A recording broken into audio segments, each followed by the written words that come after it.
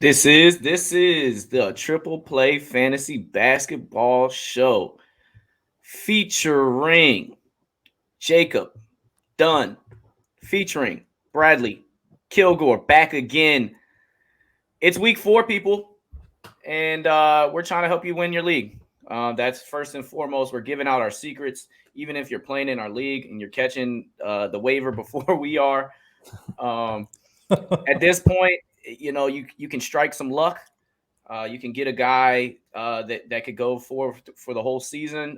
You might have picked somebody up that was benefiting off injury, and now you got a hole because the starter came back. So it's so much flexibility in this fantasy basketball season, and we're just trying to plug and pick your way to get yourself in the playoffs. You get yourself in the playoffs, you got a chance any given Sunday. And we saw last year how many injuries not only affected the playoffs, but your fantasy seasons.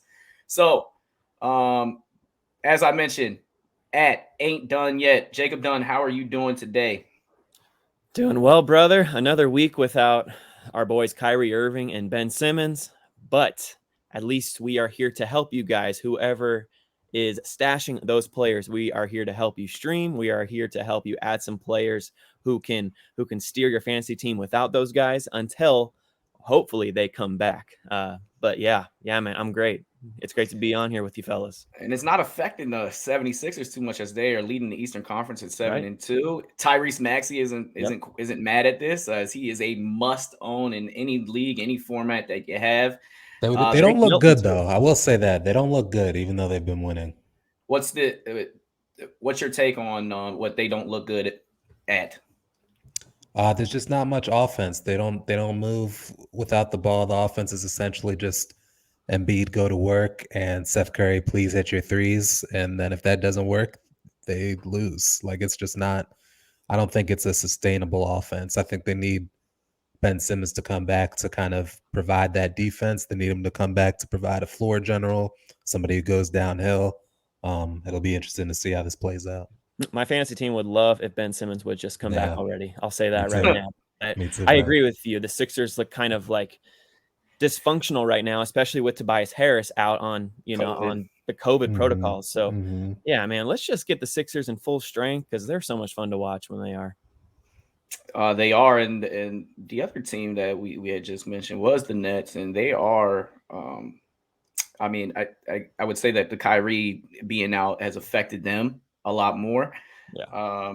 I cut him in one of my leagues because I couldn't put him in my injury reserve. He got scooped right away, and then the following day they say that they might change some rules around for him to start playing. But that's still a January at best, which is still you're cuffing a guy. He's on the back of your end of your bench. If we're talking about a Yahoo league where you can't put him on your injured reserve, it's a tough call. I got him, I think, in my 5th round draft pick with Ja Morant sitting there, and it's gonna haunt me all season. I still have him in ESPN because he is IL eligible. So we'll see how that affects. Nick Claxton is out. I mean, we might as well just get into these injuries and see exactly what is looming this week, how this affects your lineups, how this affects your pickups, how this affects your streams. First mentioned, and then I'm going to go around and see, do you have eyes on players? Who does this affect? Kevin Love, Laurie Markkinen of the Cavs are in health and safety protocols. If you're a Jared Allen owner, if you're an Evan Mobley owner, you're happy about this. Chris Middleton got COVID, as well as we mentioned Tobias Harris, to almost perennial all-stars, to two top-tier fantasy guys. That opens holes. Jakob Poeltl has been starting center for the Spurs for the past 2 years. Bertans is week to week, as he looks a lot better than last year, even though he's still not fantasy own eligible. And then Rui's still out on personals. Any injuries of note? Any guys you looking at, or anybody any thoughts based on this slide of the injuries? Let's start with Brad. Yeah, so one guy that I think has performed well in terms of fantasy, while the person ahead of him has been out, is Niang. He's somebody that's gotten above 30 minutes for the last 3 games, and he gave us 21, 18, and 14 points, 7, 3, and 5 boards, 2, 1, and 5 assists, and 2 steals over those 3 games. He has no conscience with the 3-point shooting, so he can also get you 3 points if you're in the category league.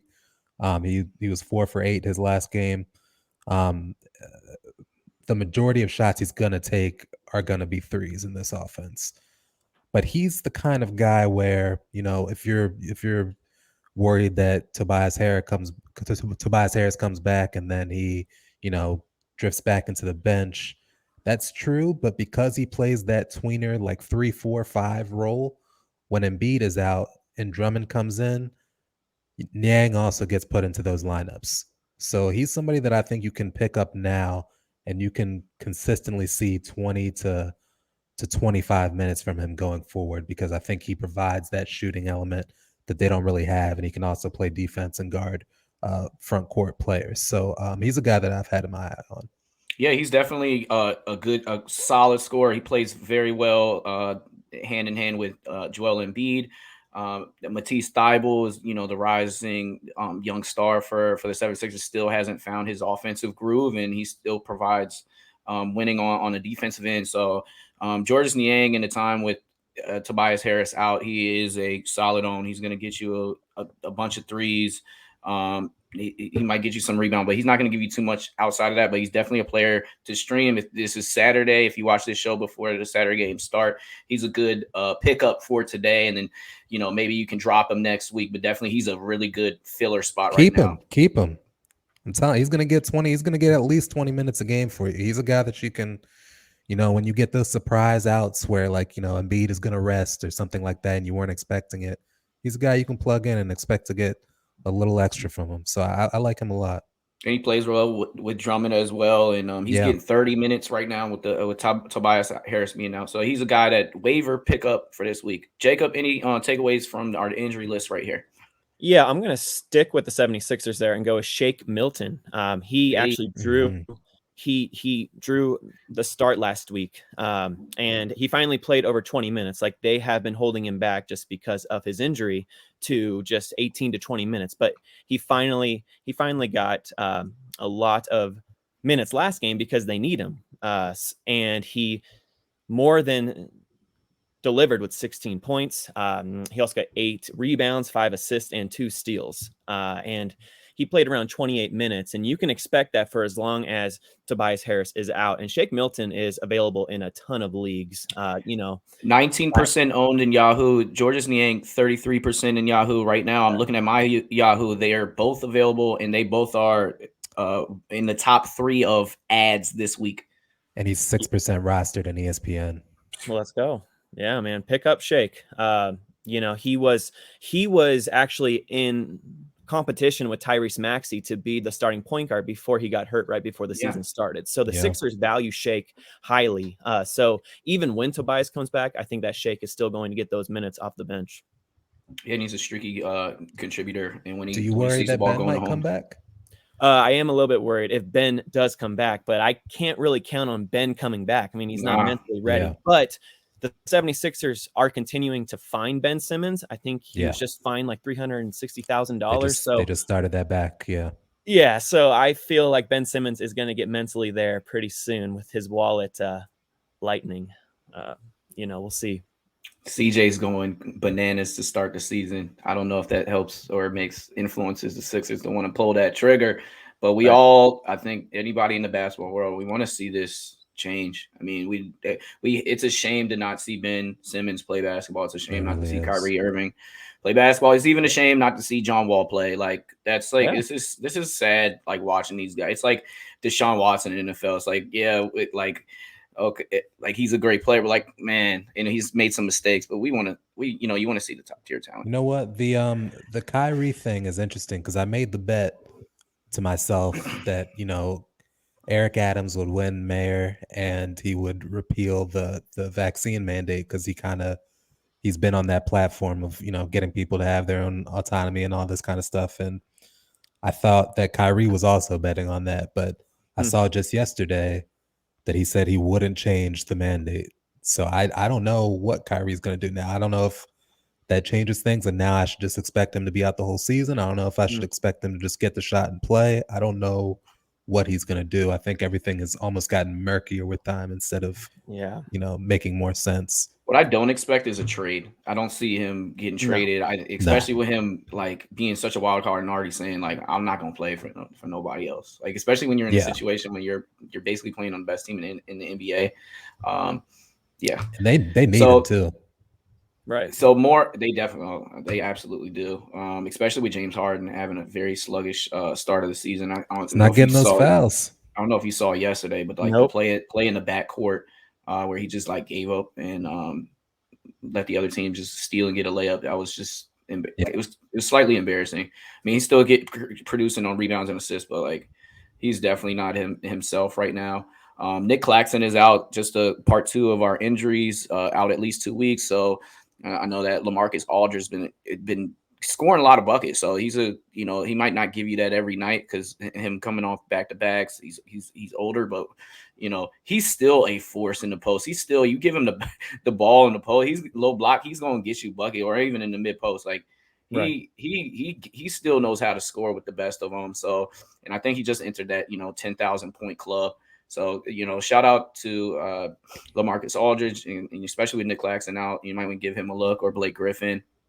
PJ Washington's out with an elbow. We told you to drop him last week, and forecasting our player of the week performance. We got Miles Bridges just going insane. So we'll talk a little bit more about him.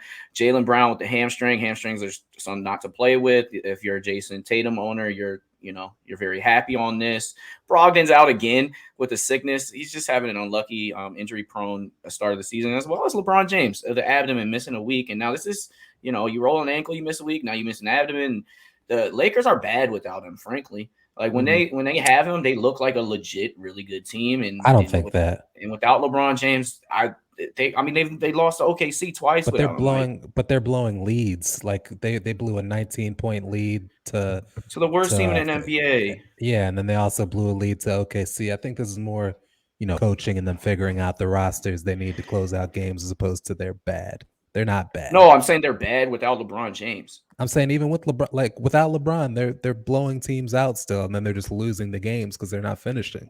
I think that's a coaching thing. I think they'll fix that. I think they're just completely built around him, and without like a Phelan Horton Tucker that could provide some of what LeBron gives with playmaking. Like I just don't see. I don't know. I just don't see I just don't see the makeup is there. That's interesting. I disagree, but I respect that you're the resident Lakers fan. I mean, I guess so. And when we talk about our waiver pickups, my guy that I picked up and should be owned in all leagues. Before we go to the games, I just want to give him a shout out since we're on the Lakers topic. I stole him off maybe I give him two games. I know he's hot shooting the 3, but he's a must own. He's just he's in the top 5 in 3-pointers made, and he's shooting over 50%. He's just a lights out catch and shoot player, and the fact that he should be starting, man. Well, I mean, I'm sure he'll probably get some starts this week, right? Without LeBron in the mix. I think he started a game. He's been getting this year, right? Yeah, he's been getting starters minutes regardless, but I'd like to see him in the lineup. Yeah, so he's 75% on 22 last week, so it's going to be hard for you to scoop him up. Before we get into our other waivers discussion, we're going to talk about games. It's important to keep your eye on games. Go ahead, Brad, if you want to tag in before we say one more Laker I think you could pick up. Wayne Ellington. He got his first minutes from being hurt. He only got 9 minutes, but he gave you 3 points, 2 rebounds, and an assist. I think it's more likely that Wayne Ellington gets those Malik Monk minutes in the future. So I think he's a potential pickup. He's rostered in less than 1% of leagues, but he might make some waves soon. Yeah, you might want to hit that star. Yes, and you might want to hit that star. Watch him a little bit. Wayne Ellington last year for Detroit had like a 2-week span where he was making 5 threes a game at least. So when he sees the ball go in the hole, he's a guy that you want to roster to try to win 3-pointers made for that week. Now games to watch: teams with 4. If you got bubble players like the Niangs of the world, or some people say Ross, look, Niang plays 4 games next week. So Hawks, Nets, Hornets, Bulls. Nuggets, like a Monte Morris that we're about to mention, Lakers, Grizzlies, Heat, Bucks, Clippers, T-Wolves, Pelicans, 76ers, Suns, and Blazers. Sometimes it's just about, hey, my team is playing more games than yours is. So that's when you think about pickups and you're thinking about a guy for the Cavaliers because their big men, backup big men are out. And then you're thinking about teams that play with 4 that might sway your decisions. So teams with 3, Celtics, Cavs, Mavs, Nuggets, Rockets, Pacers, Knicks, Thunder, Kings, Spurs, Raptors, Jazz, and then, oh no, there's 2 teams with only 2 games, including your Wizards and the Magic. And when you have a backcourt of Cole Anthony and Jalen Suggs in one of your leagues, this makes you cringe a little bit. Franz Wagner too, he's been coming on. He's having a nice year. Yeah, he had a game of 28 after he had been featured 2 weeks in a row. I'm telling us to pick him up. He had hit a game of 28, but he had his first single-digit game as well. And his brother's not getting any minutes, man. It's a cold game out there. He's getting a couple, but he's not. He shouldn't get any minutes. That's funny. For poor older brothers that their younger brother is better than them. Drew Timmy.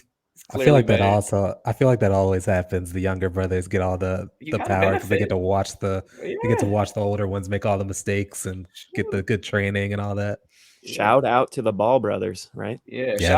Shout out to little brothers out there watching their brothers make all the mistakes and then reaping the benefits. All right, waiver talk. We mentioned Melo. Other hot names, maybe in the top of the list. I definitely want to go around the horn on this one. Josh Hart just came back off injuries, and obviously Zion's not playing. He was a solid rebound contributor, like almost out of nowhere last year. He gets you at least 6 a game. So you got 12 points, 6 rebounds, 2.5 assists, shooting a high field goal percentage. He's hitting 1.3 threes. He's definitely somebody that I like in one of the hottest pickups for the week. What's your feelings on Josh Hart, Jacob? Yeah, man, Brandon Ingram is dealing with an injury that he says that he's going to be dealing with the whole year. It's just all about managing the pain, which is not what you want to hear as an Ingram owner. But if you have Josh Hart, I mean, he's one of the only healthy bodies that can contribute fantasy stats on the Pelicans right now. Like you said, Zion's out. Ingram's dealing with an injury. He gives you those 3 and D stats, which is nice. He doesn't totally wreck your field goal percentage either. I'm looking to add him at the end of my bench in all 12 team plus leagues for sure. Right. I agree completely. Everything that you said. He's one of those guys that's kind of a jack of all trades, master of none. Like he's not going to be the best 3-point shooter, the best rebounder, the best passer, but he can do all those things really, really well. Yeah. So whenever you have somebody that is dependent upon in a lineup that's out, he's going to be able to take on that role and really give you some monster stats here and there. So he's a guy that you can absolutely roster if he's available in your league.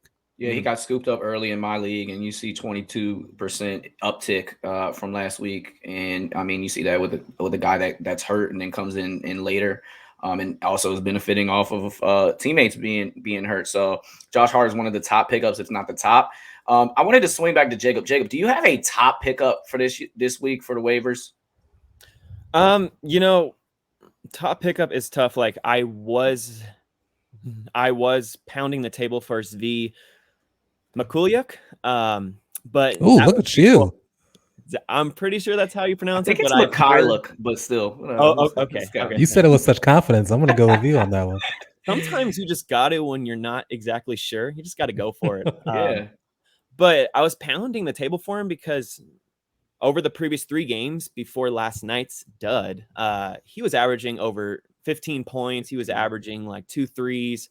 Some steals on like 60% field goal shooting. He was killing it, but that was in the absence of Scotty Barnes, and Scotty Barnes is now back, and we saw what he did with Scotty Barnes back. He only got like 3 points and 2 rebounds. Unfortunately, he kind of foddered on the bench, but I think he is only rostered in like 9% of Yahoo leagues, so he could be a valuable part in deeper leagues on your bench because I remember watching him on the Pistons and on the Thunder before he got to Toronto. He's a good 3-point shooter. He could be like a Duncan Robinson light if he were to get 20 minutes a game, which I think he will get until Pascal Siakam comes back, which he should be back in a few weeks. But if you need that help in a deeper league with threes and possible steals, I would get Veal Mikayuk a long look for sure. And that's interesting. I just saw Thibault got COVID too. So I just saw. So Georges Niang is a must own. Milton and Georges Niang, like we said, guys, through the roof. And so I think that it's not a coincidence that Cade Cunningham comes back and then Shfee goes ham. He clearly likes him, but you want to keep an eye on that. Saddiq Bey's kind of been struggling a little bit since Cade is coming back, and that's weird because I thought he'd be perfect with some Cade Cunningham, find a lights out shooter like that. Build that chemistry. I think so too. I think Saddiq needs the ball in his hands, and he's not an off ball scorer, and I think Cade dominates the ball, so I think that's why he's struggling. I don't think it's a chemistry thing. I think it's just a skill set thing, to be honest. It's a bad fit. Yeah, I do. But I don't know. I love Saddiq off the ball. I think he's a great 3-and-D off the ball catch and shoot type of player. He has some playmaking, but what's he shooting this year? I think that's his cash cow is 3-pointers. Last year he averaged 2.5 a game. This year it's down a little bit, but he did get you four steals just yesterday, so he's still contributing. He's still a must own. He's definitely not someone that I would put on like a drop list, but yeah, that's what he's known. He's known for shooting the 3 ball. Mm-hmm. So I like some Saddiq Bey.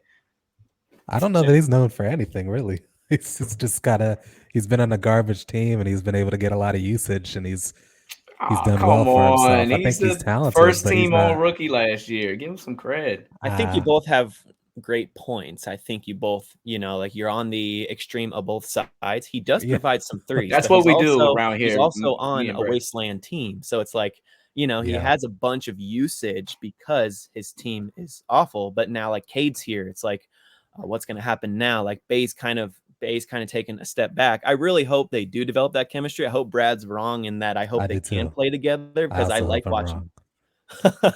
But I could see that happening though, Brad. So yeah, it's gonna be something worth watching on the Pistons for sure.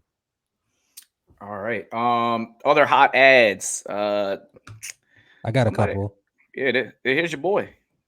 Oh, there's my boy. But yeah, I'll let you speak on him, and then I'll get to my. I got 2 must ads. Okay, I'll swing it right away. I won't take long on this. This Luke Kennard, he is shooting guard, small forward eligible, 26% roster. I think what I like the most is that I think that Tyronn Lue is finally getting some confidence in him.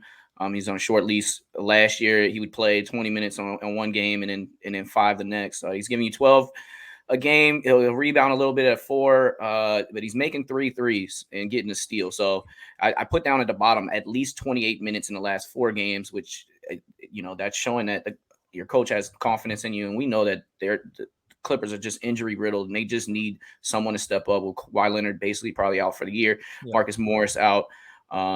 Another guy, his teammate, Nick Batum, was probably the more favorable person to pick up. If I'm looking at 2 people on the Clippers, I would definitely put Luke on the watch list. But Batum is definitely a guy at the top of my pickup this week. He's hitting the 3.5 a game, a steal and a block, which that's what he used to be, his cash cow, which is stocks when he was an elite fantasy player. He had some good weeks in last year as he, kind of found his career again after he fell off a cliff for the Hornets. So Nick Batum is a guy that I see and I recommend you add in a 12-team format. Brad, who's one of your top pickups? All right, so one of them, this guy is rostered in about 40% of leagues on ESPN. Malik Beasley. All right. The Timberwolves are, to use Jacob's term, they're kind of a wasteland team right now. You got Karl Anthony Towns. He's on Twitter liking things that say free cat. I don't know if he is unhappy. I don't know if he's going to get traded, if he wants out. But I know some crazy things could happen on that team. And if D'Angelo Russell's ankle doesn't heal up or he retweaks it, Malik Beasley is a guy that can just fill it up. He can get you buckets. He might get you the occasional assist or rebounds, steal, but he's there for points and he's going to get them. And then my other guy, he's only rostered in 8.5% of ESPN leagues. Jae'Sean Tate. He is playing tremendous defense. I saw him the other day. There was a little thing on Twitter going around of a possession where LeBron tried to post him up and he couldn't. He just couldn't. And so that's the kind of defensive optionality he provides.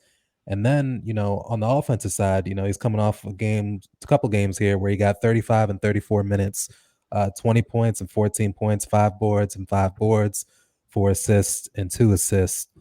He's on one of these teams where it's almost like an AAU showcase team where everybody's like 15 years old, and you can look at each one of them and say, oh, that guy's going to be great one day. Between Jalen Green, between Şengün, between Porter, between Tate, like there's just a bunch of, between Wood, there's just a bunch of talented guys on that roster where you don't know who's going to get the usage each night, but they're all going to put up numbers that keep them relevant. So Jae'Sean Tate is if he's available in your league, and it looks like he probably is, you got to snag him. And he's a good fit with any of those lineups that you're going to throw out. I think he's got a solid floor. He's a guy that I owned multiple times. That's a great point, Coach. Because he's going to give you some rebounds, he's going to give you some assists, and he might sneak in one of those 20-point games that you just mentioned. So he's a guy that you can roster, and you won't feel bad. That's a great point. He's a great floor player. Yeah. Tate's a good call, and I also like the Beasley pickup as well because he started in place of Russell and he shot the ball 18 times. Now, he only made 6 of those shots. He actually took 16 3-pointers because they were getting blown out by the Clippers. But, the volume's there. And especially in points league where like field goal percentage doesn't matter, Beasley is a must own right now. It's a great point as well. Because of what you said, man. Cat, like the Wolves tried hard to trade him before the season, but I'm sure they were asking like an astronomical price. So, Beasley is a nice ad right there, Brad. I like that.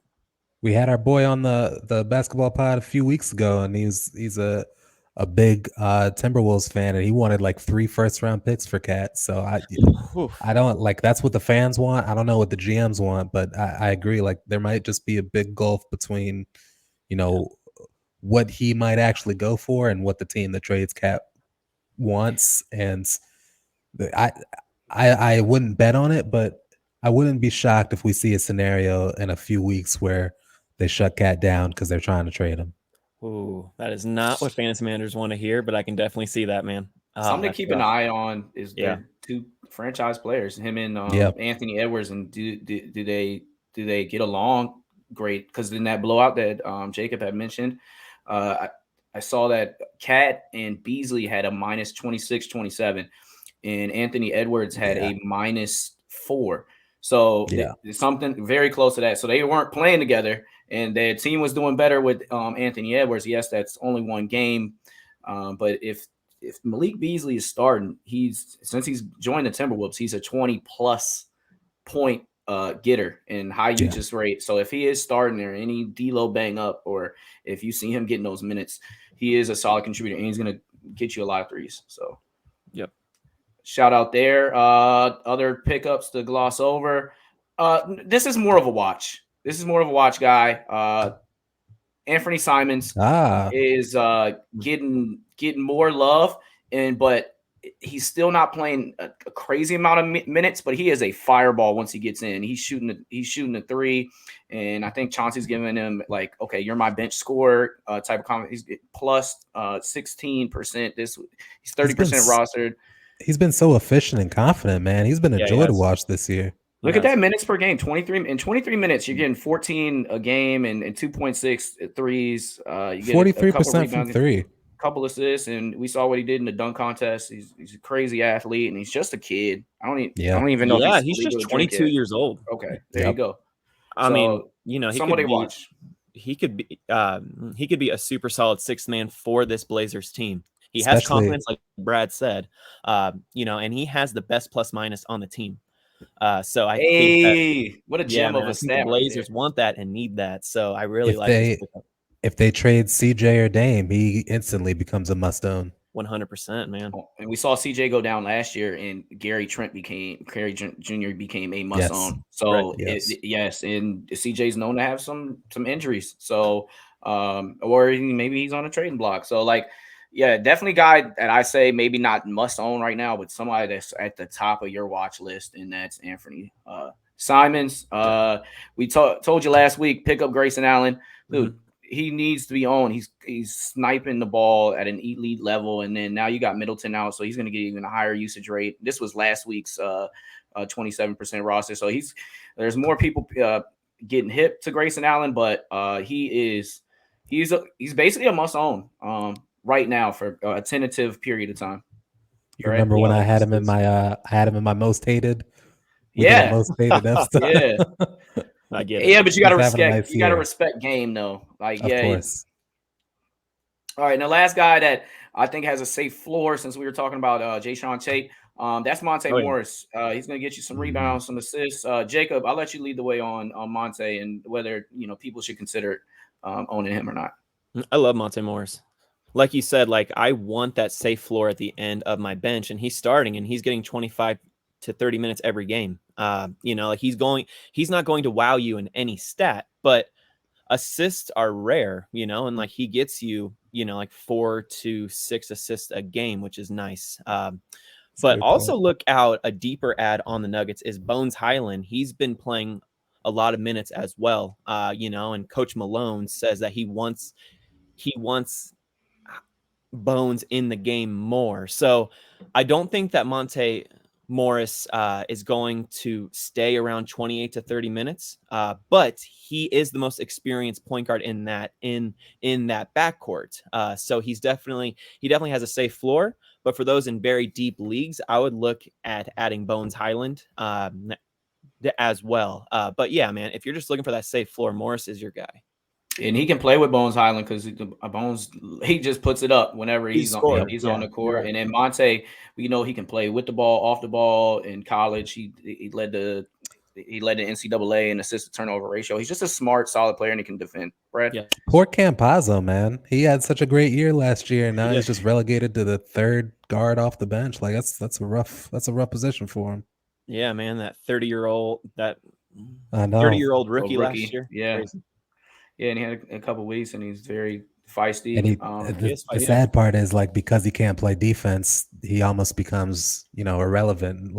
He can play defense. It just depends on the guy because he is tiny, so he gets picked on as far as that's concerned. But he can guard some of this. If there's a small guy on the court, he can definitely rock with him. That's a good distinction to make. He can play defense, but more so playing lanes. He can't. Right. If there's somebody that's going to go at him, they're going to score. Brad, who is your top guy that you say get rid of this person right now? He should not be rostered. I got to be honest, man. I hate to do it because, I drafted him with the hope that it would all work out, but it's just shaping up that it's not going to. And that's Kyrie Irving, man.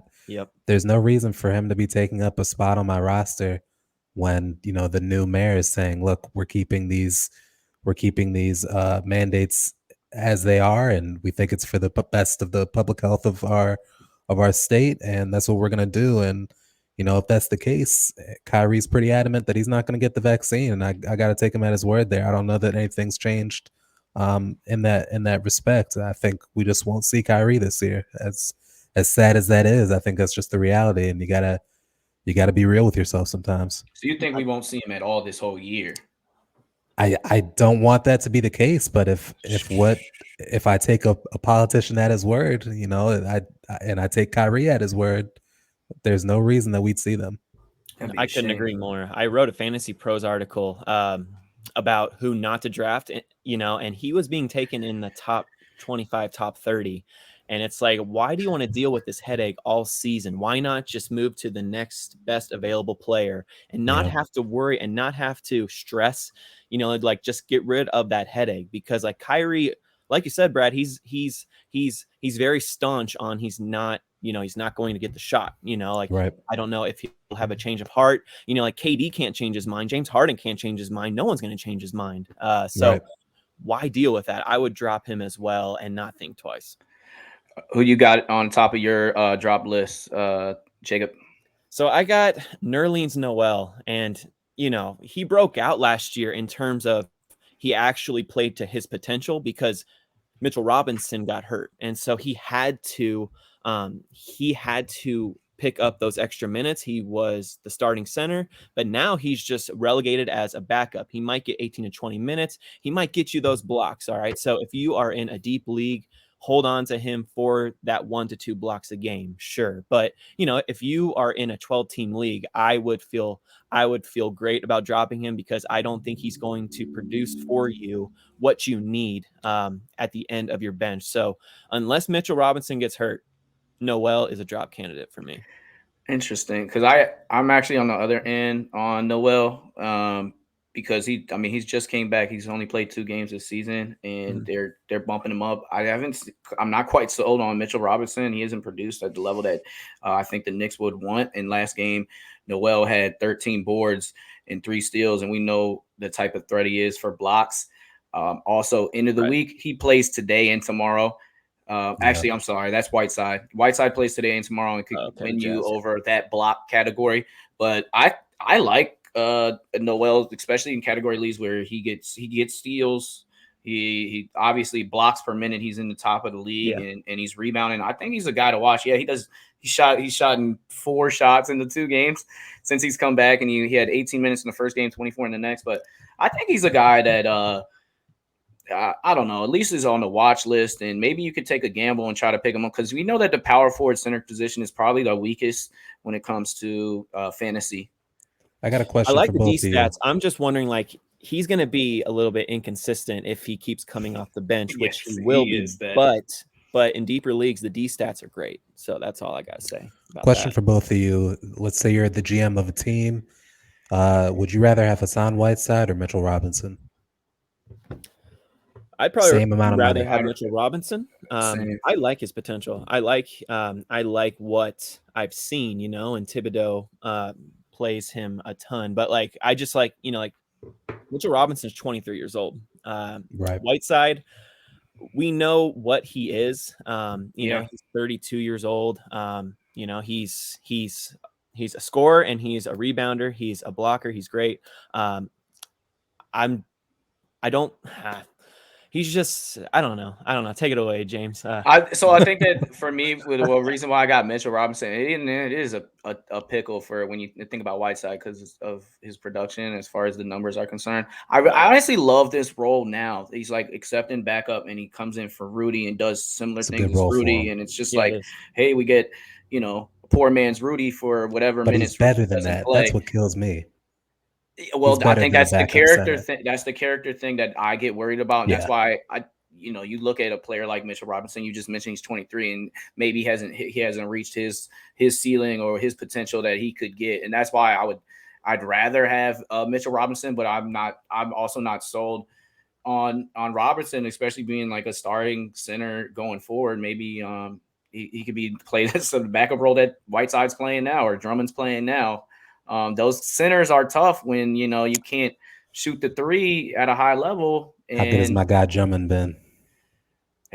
He's rolling. He's rolling, man. Yeah. He's doing well. They might need to do Twin Towers with him, man. They might need to start both Embiid and Drummond. My drop candidate. We're talking big men in fantasy right now when it comes to triple play fantasy, and my big man is Steven Adams. And Steven Adams started the season hot, grabbing a lot of rebounds. But what worries me is his inconsistency in minutes played. I think that when they like to see Triple J play the 5 position, and when he's playing well, I think that's when you see Adams kind of drop off the rotation completely. Last game he had 20 minutes. He's averaging on the season 8 rebounds, but in that first 3 games, he had 14 rebounds, 9 rebounds, and 16 rebounds. And since then, he's been single digits all the way. And he's not blocking shots like he used to. Nope. I just dropped him in my ESPN league. And he's just not going to give you anything outside of those rebounds production. And you can't trust him in that rotation when you have a young Grizzlies team and a young star that they just paid $100 million to play in that same position. He's a better real player than he is a fantasy player. Absolutely. But he's 75% rostered here in ESPN that I'm looking at. And like, I think that you have better options. I would even gamble on Noel based on like just like rolling the dice and see how it goes, especially if I've already committed to, okay, I'm going to cut this guy. Yeah, man, he's just averaging 6 points, 6 rebounds, and half a block a game over the past week. That's not getting it done. That's not what a 75% rostered player should do for you. So I agree with this drop. All right. And I guess to wrap things up, we mentioned this guy last week, but he has to go. Look at his face. Like look at his face. Like there's something that I don't know what it is with this season, but you can see his percentage. He's shooting 33%. Chris Boucher, 20% from the 3-point line. He played 10 minutes last game. Like they've lost all confidence in him. And this is with Pascal Siakam out. I'm so like, I don't know what happened. Yeah. It's just, it's an anomaly because he needs a new scenery. I guess so. Yeah. Like I agree, Brad. He should be traded. Yeah.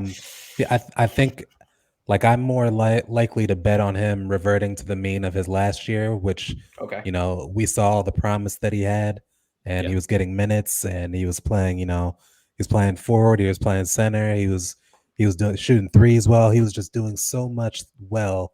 Seemed like the quintessential Toronto Raptors player where he just has all this talent, and you can plug him in so many different positions and see so much value for him. But if he's not going to play with Siakam not playing, that says a lot to me. It says they've lost faith in him, just like you said, Coach. And I think he's too talented to just fade into obscurity. I think he needs a new place to be. He's super talented, man. Last year he averaged 13.6 points. He averaged 6.7 rebounds, 1.9 blocks, and 1.1 assists in just 24 minutes a game. I mean, he was getting it done. Ultra efficient. Yeah. And all of a sudden he's not getting minutes, like you guys said. And over the past week, he has 4 points, 3.5 rebounds, half a block, nothing else. I mean, this is just empty stat lines, no minutes. Yeah. I mean, we mentioned him last week as a drop, and it's even like push that drop button even harder this week. And the guy that I would just been on the ad list, Precious Achiuwa, he's also there too. Even though he's gotten 8 rebounds, 10 rebounds, 9 rebounds in the last 3 games. That's all he's getting you is rebounds. He was getting a lot more just points to begin the season, and they have more invested in him because he was in the Kyle Lowry trade. So like they're gonna give him his minutes even if he's doing poorly. And Pascal's coming back within the next 2 weeks. So Precious is on like the last wavelength, but he's still a lot more rosterable than Chris Boucher. And now we're gonna wrap things up with our player performances of the week. Let's get to talk about some stars that are actually playing outside, not the guys that aren't playing like Kyrie and Ben Simmons. Players of the week, people that are going out of control. Jacob, who's your guy? Oh, man, I'm going with Miles Bridges, guys. Oh, my gosh. He had an incredible performance last game. He went for 32 points, 9 rebounds, 2 assists, 2 steals, and 2 blocks in 38 minutes. Now, it was in a loss against the Warriors, but it wasn't his fault. He did all he could, man. This guy has been on a mission this year. He's top 5 right now. And we are experiencing this breakout for the 23-year-old. And I love to see it. There was all this talk last year about how his brother's better. And maybe he's a little bit, Mikal Bridges, maybe he's a little bit better on defense, but Miles Bridges is just breaking out in front of our eyes. And like, are they brothers? I'm pretty sure. No, you don't know that? Way. Seriously? I'm gonna look this up and fact check myself. Wow. And I love the brothers like synergy and all of that. But, yeah, let's see. They are not related. So okay. Oh my goodness! Fact check. Do you love how I jumped in with you? Didn't know that? And I was yeah. There you go, Brad. No, well, this is coming from a guy that thought that Davion Mitchell and Donovan Mitchell were brothers. They have similar builds and both that wore the same 45 number. Yeah. And I saw him. They mentioned it when it was a college. Donovan Mitchell was wearing his jersey and they're like talking about brothers, but I guess it was a joke. And I said it on air and I got ripped up and I was like, oh let me fall back a little. Shoot, man, I might get ripped up here. you know, So I mean, like, but wait, but this is interesting. This is a Brad type of discussion. Miles Bridges or Mikal Bridges. Mikal just got the 100 million. Miles just passed up on an extension that I don't think was going to reach quite He passed 100. 4 to He 60. bet on himself. Who do you got? And then obviously Miles Bridges' numbers right now: 23 on the season, 7 rebounds, 3 assists, hitting 3 threes a game, which he was struggled with outside shooting. When he came into the league, he was just known as a very athletic guy that's going to catch you lobs. Brad, who you got between those two? It's Miles for me. There you go. He can just do so much offensively. Mhm. Where Mikal is an extremely great 3-and-D guy because the Yes. D is incredible. That's going to get clipped up, but that's okay.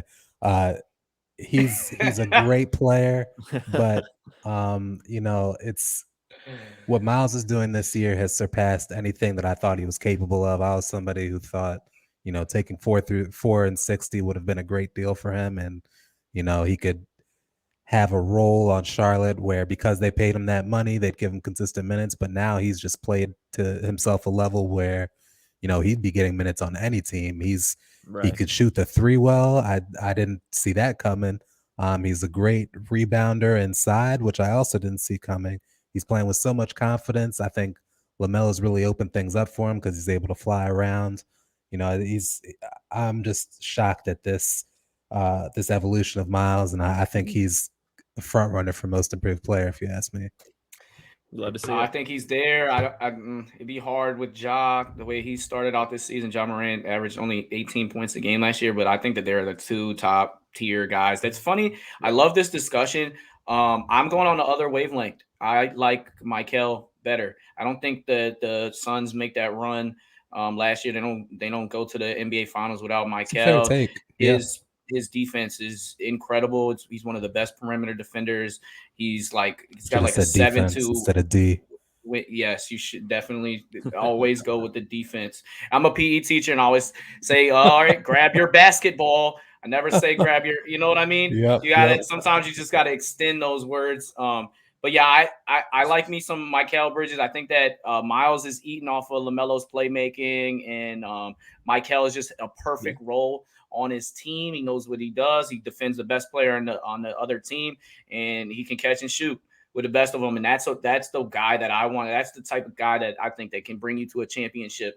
And he's a championship piece in a puzzle. And he's averaging, 16 points a game this year. He's shooting 58% from the field. Well, he can shoot the 3. He's hitting 2 a game, 4 rebounds, an assist. So Miles Bridges, I love at the start of the season. I really like him as a player.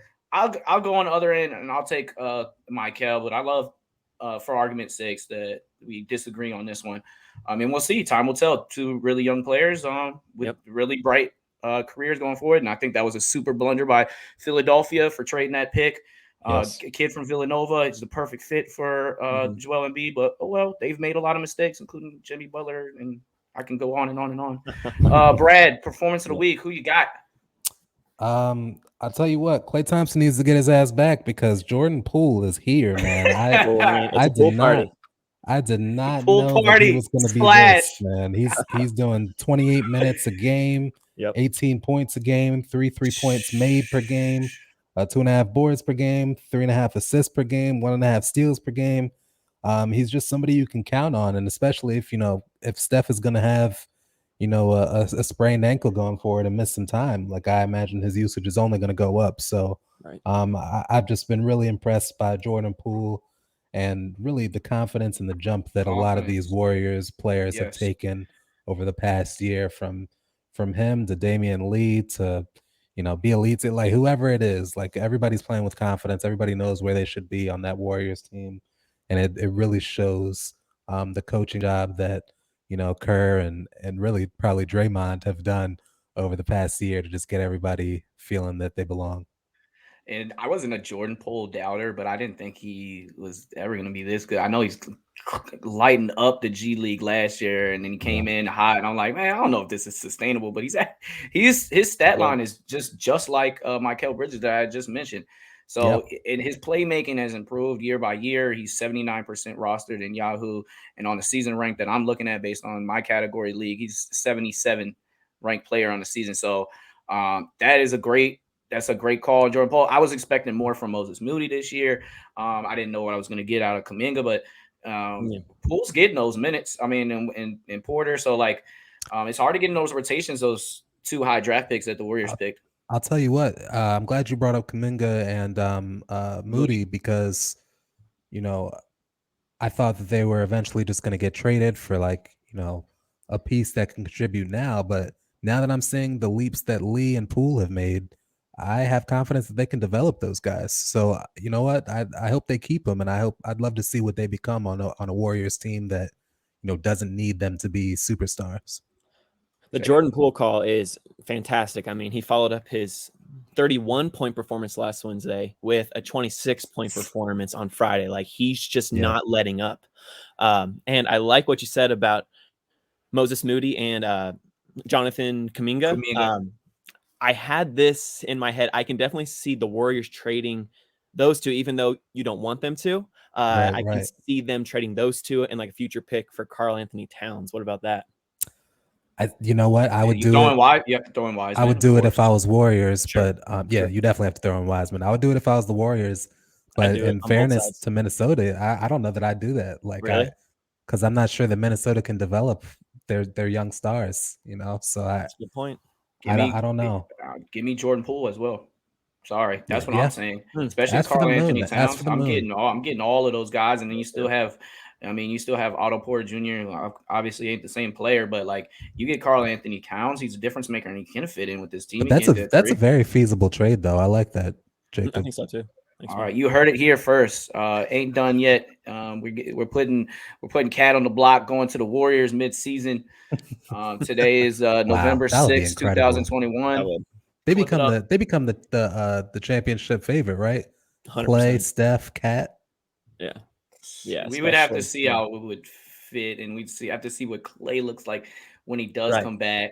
Right. Yeah. But that is, I mean, what they're second in the Western Conference, is 6-2, I think, right now. They were maybe even 7-1. Because you keep Draymond, you keep Andre Iguodala, all the players that matter, in terms of rotations.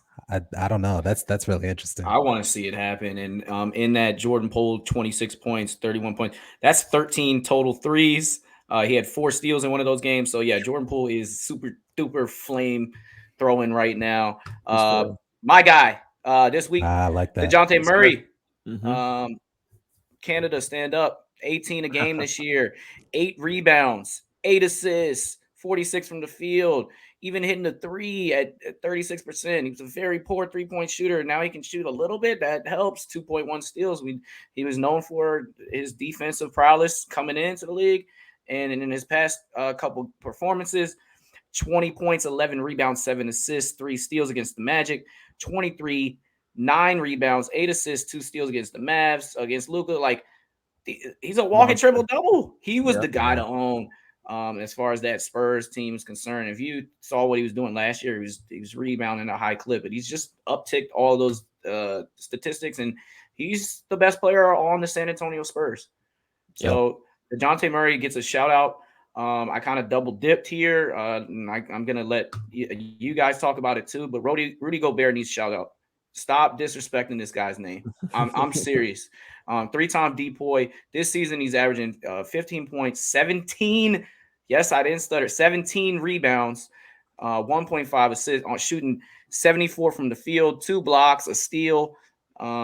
He's had 3 games with 20 plus rebounds again, and including the past couple, 12 points, 20 rebounds, 4 blocks against the Spurs, and against Chicago he had 17 points, 19 rebounds, 3 blocks.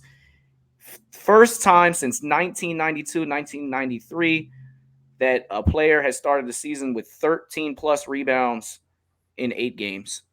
And, Shaquille O'Neal has critiqued Rudy Gobert, but he's done something that hasn't been done since Shaq since 92, 93. So put some respect on Rudy Gobert's name.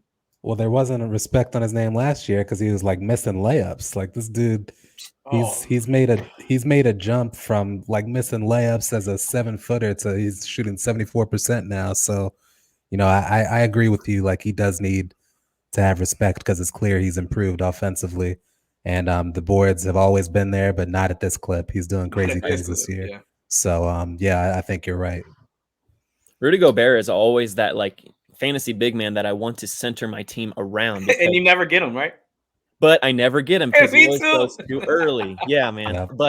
But you know, like he's always taken in the high second round just because like his field goal percentage, his points, his rebounds, his blocks, those are all gold in 9-cat leagues, you know, and I never get them, unfortunately. But you know, especially if you're punting free throws, because he can't shoot free throws that well, except in the second game, he went 9 for 10, which is an anomaly, and then he just went 3 for 7 last game. But, you know, he is definitely a fantasy big man that you want on your roster and center your team around, because he'll help more than he hurts, because he only really hurts in free throw percentage.